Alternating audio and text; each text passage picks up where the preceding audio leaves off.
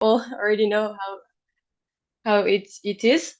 The second part, and then afterwards we'll go to the semilinear wave equation, and in order to introduce what we call blow-up solutions and focus more on the radial geometric case, then introduce some change of variables that is called similarity variables in order to give um, to talk about a little bit about the history in this subject. And afterwards, in the second part, I will present our contribution in a specific case, and of course the goal, and obviously an idea about the proof. Okay, so the first thing is homogeneous wave equation. So as you can see, all you know it. You have ut equals to the Laplacian of ut second, sorry, equals to the Laplacian of the solution. And here we, of course, in the case of wave equation, we need to take the initial data in 0 and also the speed at 0, which we're gonna call u0 and u1. And we're gonna take them in h1 cross L2 in Rn, the whole space. So our function is a function that goes from Rn to R. And now we're just gonna focus on the case of dimension 1 to give a property shortly in a bit. So of course, how to solve this equation in the case of dimension 1, we use the D'Alembert method, where we will assume that our solution can be written as V in X and capital T, where X is going to be X plus T and capital T is going to be X minus T. So just plotting this new function in our equation, we're going to end up with this, where we have the crossed derivative, the second derivative is going to equals to 0. And of course, therefore, the solution has to be written as Fx plus T, or like this one gives us that it's written V as F of capital X plus G of capital T. So we just need to replace capital X and capital T by their expression. And plotting again in the equation, we will obtain this system. So we just need to take here to replace X by X plus T and X minus T to have everything and sum everything. And we will obtain that actually our solution is given by the following. Okay. So here, as you can see, okay, here we're going to assume, to make things very simple, we're going to assume that this part is completely equals to 0. Okay, so as you can see, the solution, in order to have an information about the solution at some x and t0 here, so we're going to take x0 and t0, we need some information from the initial data at between x minus t0 until x0 plus t0. Okay, so if we want an information here, we need to have an information here of the initial data. Okay, so so as you can see, the more the time is greater. So for example, if I take t1, the bigger the interval is of the information I need for my initial data. So if I'm here at t1, I need information, sorry, until here, looks. So yeah, I have a bigger interval. Okay, so for example, if I do a perturbation of my initial data, let's take it, for example, here until here. So it won't have an effect on the solution, on the information of the solution until some time that we're gonna call t star. So it does have like some kind of impact on our solution. So that's where the property, well-known property from the wave equation comes, which is called the finite speed propagation. So if the speed propagation was infinite, then the impact of the perturbated initial data will be instant. It will be directly at time 0, like in a short time after time 0. But but since I need some time before my perturbation has some effect on the solution, then it means necessarily that the speed is not finite but infinite. Okay, so this is a nice property that we have from the wave equation, and it's not necessarily in only in the homogeneous case. We can actually it's more general, so it can happen. It happens in all wave equations. Okay, so this one is done. So we're gonna move on into the semilinear wave equation. So what do I mean by the semilinear wave equation? So here, instead of having the homogeneous, where I have the acceleration equals to the diffusion, we will add an extra term, which is going to be absolute value to the power p minus 1 multiplied by the solution. Okay, and we take our initial data in the same starting set.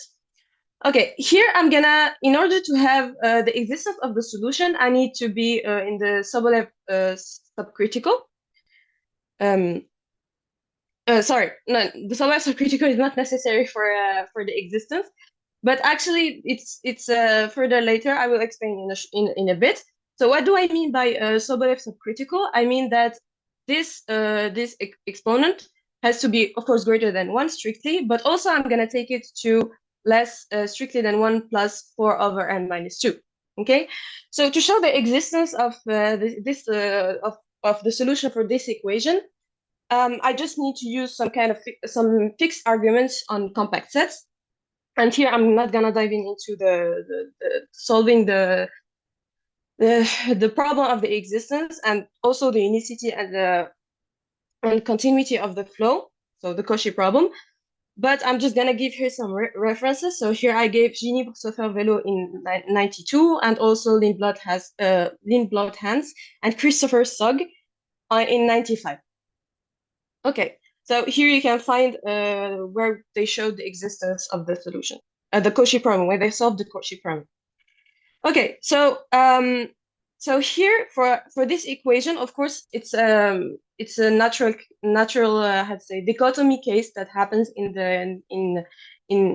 PDEs, where the maximal solution will either be global or it's gonna exist until some finite time that we're gonna call capital T star.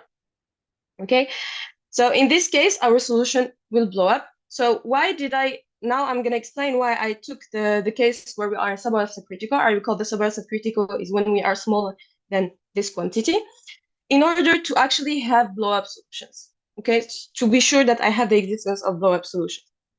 Okay, so now let's move on to the blow-up solution, since it's our topic of the presentation. Well, actually, in the case of wave equation, we don't have the existence until some fixed time for all points in our space. But actually, we have the existence of, at each point, the solution will exist until some time. So it depends on the point. And in the case of the wave equation, more precisely, we have that we have the existence of a one Lipschitz curve, which is this one. So here I gave a little graph about it. So we have the existence of a one Lipschitz curve, where if we take a point here, so here it's a little mistake, so it's not x, but the norm of x. If I take a point, let's call it x0, okay? Okay, so here I have the existence of the solution until some time that depends on x0, with absolute value, of course. Okay, so if I have the existence of the solution at a point x0 until time tx0, then I will have the existence of the solution in this triangle here, that with the slot 1. Okay, so that's thanks to the property of the one Lipschitz of the one Lipschitz of the blow-up curve. Okay. Okay. So next, of course, can we show the existence in the case of Sobolev subcritical, sorry, of the blow-up solutions for the wave equation? Okay, so here we just need to use some ODE techniques. So for example, you take the ODE, like the ODE. What do I mean by ODE? It's this one, which is equal to UP minus 1P. Okay, and you will have a solution that actually it does blow up. You will solve this and you will have a solution that does blow up. But of course, it doesn't depend on the space variable. So you just need to use some cutoff function in order to have a solution that actually works also for the normal semilinear wave equation, and it blows up. Or you can also use the energy argument which was introduced by Nevin in 1974. Actually, he gave also the same argument for the heat equation, where if we define this functional, the energy functional, which is given by the following, that comes from the equation, you just need to multiply by the derivative of u of the equation and integrate. Then first you will have the energy conservation. Okay, so the energy, the functional at u speed of u is equal to the energy of u0 and u1. So it will stay constant. But also, if you take the initial data in H1 cross L2 and the energy functional is negative, then U cannot be global and it will blow up. Okay. So here I'm giving some references about some works about this equation, and more precisely in the case of blow up. So here I gave some names. So you have Levin, of course, the one I just gave, Caffarelli, Friedman, Gini, Bussofer, Velo, and etc., etc. But I want to focus for this talk on a series of papers that was done by Zaag, Frank Merle, and Raphael Côte.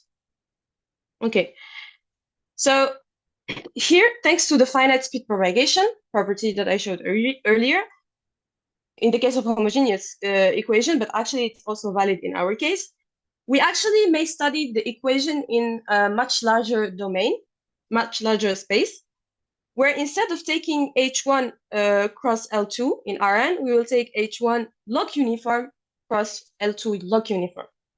I will give more details about these spaces, the definition.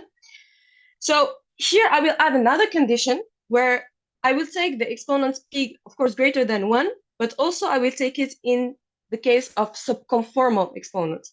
So subconformal, it's less than 1 plus 4 over n minus 1 instead of n minus 2.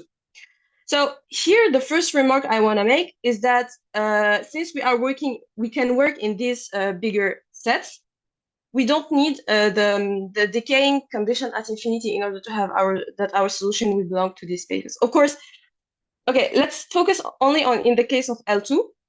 In general, if you want to have a function that belongs to L2, in general, not all the cases, the solution will have to decay at infinity. But in our case, not necessarily.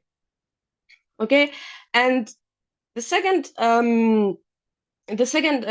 remark I want to say is that the conformal exponent, this one is less than the Sobolev exponent. Why do I need this to add a weaker condition on P? Well, for this one, you will have to wait for 5 seconds, and I will explain it. Okay. So so what do I mean by these sets? These sets, it's simply for L2 log uniform. You just take the L2 norm in all balls of radius 1, and then you take the supremum of all these balls. And H1 log uniform is just, it's the set of all functions in L2 log uniform and also the gradient as well. Okay. So now let's move to the radial symmetric case. Okay. So what do I mean by radial symmetric case? Is just that the solution can be written as small u rt, where r is going to be the radius of x. Okay, so the equation will become as the following. So this is the momentum, and this is this all comes from the Laplacian, and you have here the semilinearity. And here I added a condition on the gradient just to have everything works well in the case of symmetric symmetric solutions. Yes. So the Cauchy problem can be also solved locally in space and time in H1 log uniform R plus and L2 log uniform L plus as well. It's direct consequence of the methods used earlier. So again, in the case of radial solutions, we say that the solution blows up if we can define a one Lipschitz curve. RTR, where the solution can be defined for all points R and T, where T is less than TR. Okay, so again, we have the same thing. If we take a point R0 and until we have the existence of solution of until the time TR0, and if we have this one, then we will for sure have the existence of the solution in the light cone of slot one. Okay, so for the case of radial symmetry case, and not necessarily actually, but here we're just gonna stay in the case of radial, is that if we are in the case of dimension 1, then actually we have explicit blow-up solutions for this equation. Okay, so they are given by the following. So we need to fix a certain R0 and capital T. So we can define this solution on the light cone, okay? And that also depends on a parameter that is between -1 and 1 strictly, and another parameter nu, which is strictly greater than -1 plus absolute value of D. So this solution, we're gonna call them U hats. That depends on D, nu, R0, T, and our space variable R and time variable T. And they are explicitly given by this expression, where kappa 0 is just a fixed constant that depends on the semilinearity exponents. Okay, so here is a remark. So if we take mu equals to 0, then the solution will be a blow-up solution, and which blows up on a blow-up curve that is 1 Lipschitz, but only in the case of dimension 1. In higher dimension, it's not exactly a solution, but it's more like an approximate solution. So this one, I will re-explain why is it an approximate blow-up solution. So here I'm going to introduce the similarity variables before heading into the literature.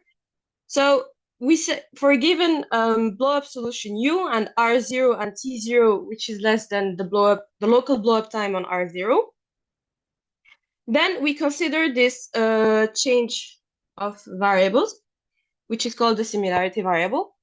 So here what we are doing is just we are zooming, localizing first around R0, and also doing a zoom in order to study more the blow-up phenomenon around R0. And here what we are doing, we're just slowing down the blow-up time. And instead of studying where T goes to T0, it's the same as studying when S goes to infinity, of course. And here we are multiplying our solution by a scalar that depends on the time, okay? And so now that's the reason why we need to take the case where we are in the subconformal case and not the Sobolev subcritical for the exponent. It's just because in the case of Sobolev subcritical, we actually have that W is gonna be bounded, okay? So although we are interested into blow-up solution, it's always very good to work with bounded solutions. Okay, so we will note W R0 T0, the new function. But if we are in the case where T0 is actually equals to TR0, I will just say WR0. Okay, since TR0 depends also on R0. Or if there is no confusion, I will just say W. Okay, so this new function actually satisfies the following equation for all y's between for all y's that are between -1 and 1, and s greater than strictly than minus logarithm of T0. Okay, so this equation can seem a little bit scary, but it's actually much easier to study this equation than the other one. It's just because simply there is a linear operator that appears in our equation, which is given by the following. And this linear operator is actually, I wouldn't say well studied, but at least we know the positive directions we know well the positive direction, the positive eigenvalues and subspaces as well for this operator. So it's much easier to control the solution, to control something that when we will have this operator in our study. Okay, so here for this equation, we have a family of stationary solutions. which we're gonna call kappa, that depends on one parameter d, and that are defined for all y's and z's between -1 and 1. And here notice that actually these stationary solutions of our equations are just the similarity variable function transformation for our blow-up solutions that explicit blow-up solutions in the case of dimension 1. Yes, in the case of dimension 1. Okay, maybe that was a remark I wanted to say. I don't remember. Okay, anyway, I will probably remember it in a bit.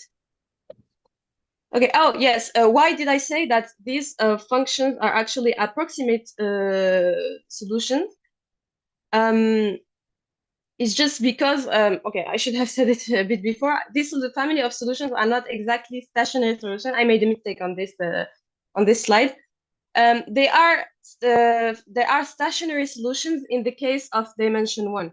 So I should have said it, yes, in the case of dimension 1, not exactly on all dimensions. Okay, so these functions are stationary solutions in the case of dimension 1. So they are the stationary solutions of all of this equation.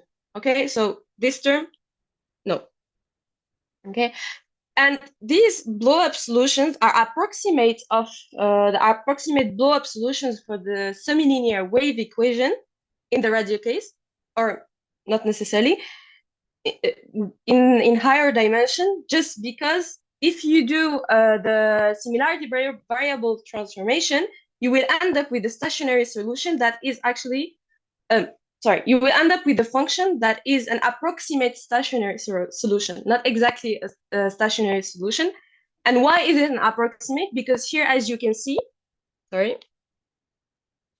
it's because it is a stationary solution for this one, but if you take s that goes to infinity, you will end up with a term that is less than a certain epsilon. So this term will become very, very, very small. So it's going to be almost a stationary solution for this equation. Okay.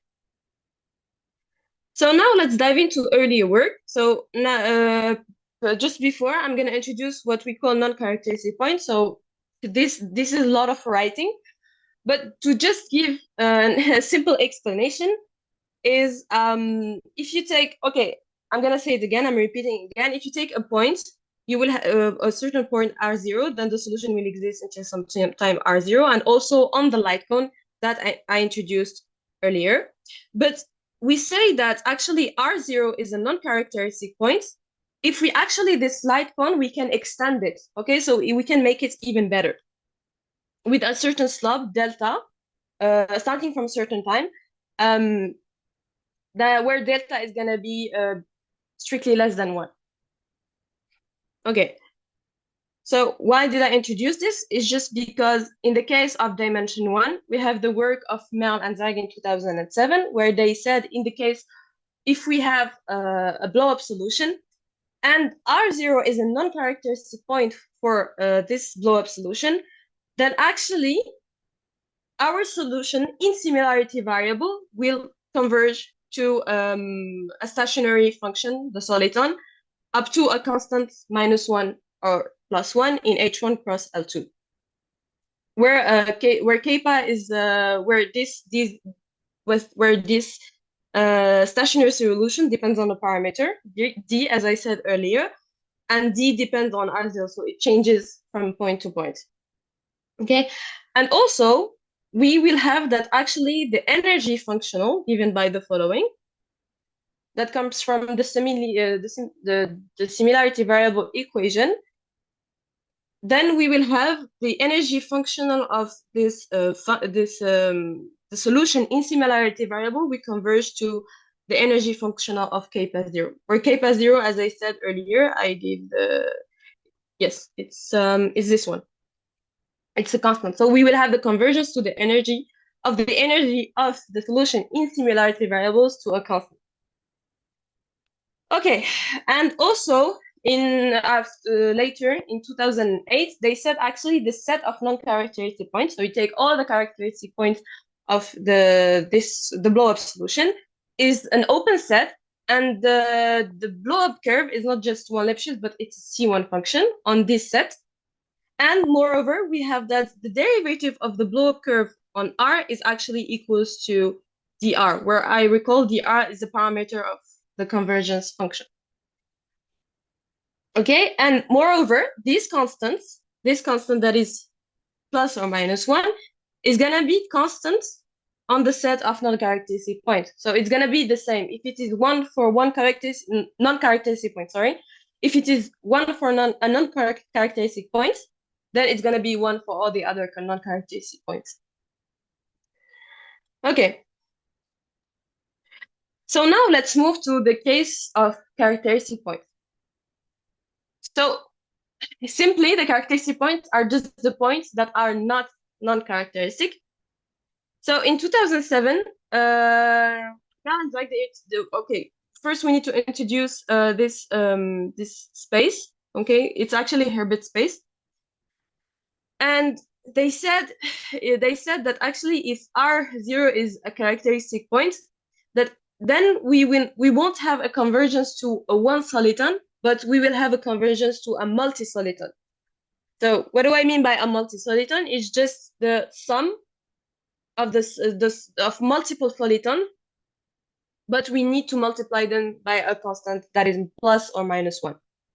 Okay, so we will have the convergence to multi-soliton in this H space, Hilbert space.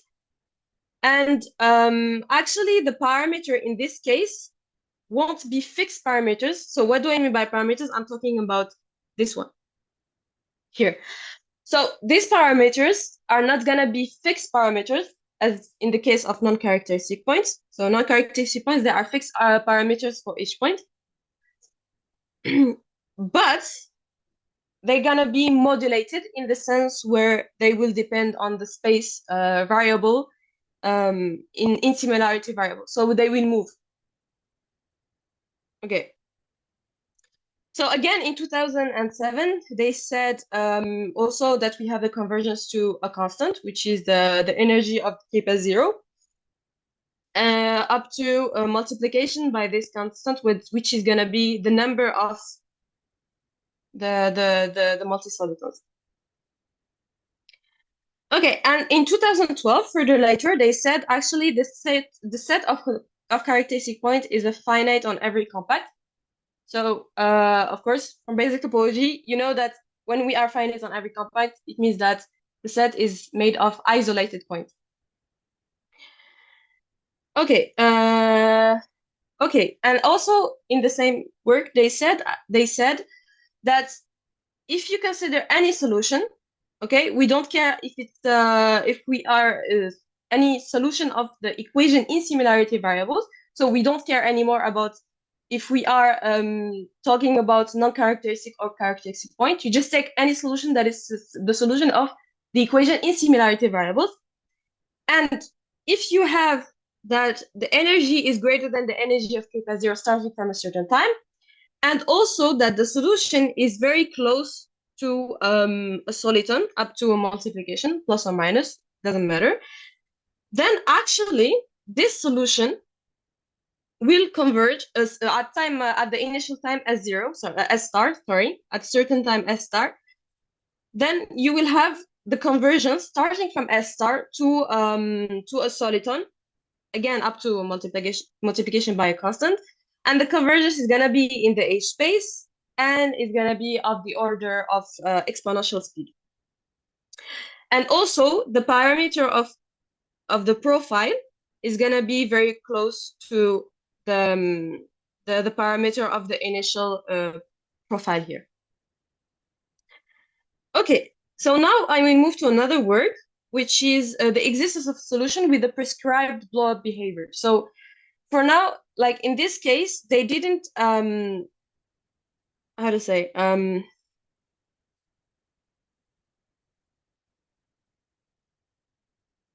like here they fixed